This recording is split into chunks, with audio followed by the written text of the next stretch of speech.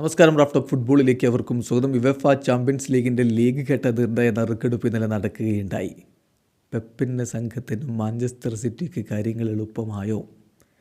ഇത്തവണത്തെ UCL format എല്ലാവർക്കും അറിയാമല്ലോ. പല തവണ വിശദീകരിച്ചുകൊണ്ട് വീണ്ടും അതിലേക്ക് പോകുന്നില്ല. ലീഗ് ഘട്ടത്തിൽ 8 ടീമുകളോട് ഏറ്റുമുട്ടണം.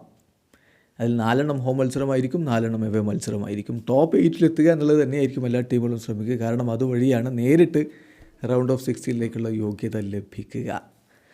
അപ്പോൾ സിറ്റിയുടെ എതിരാളികൾ ആരൊക്കെയാണ്? ഒന്ന് ഇൻ്റർ മിലാനാണ്.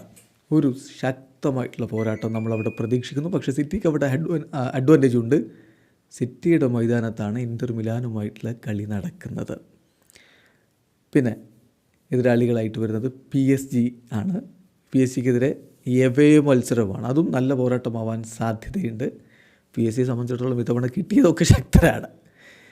എവേ മത്സരം പാർക്ക് ഡസ് പ്രിൻസസിൽ പോയിട്ട് വേണം കളിക്കാൻ. City versus PSG.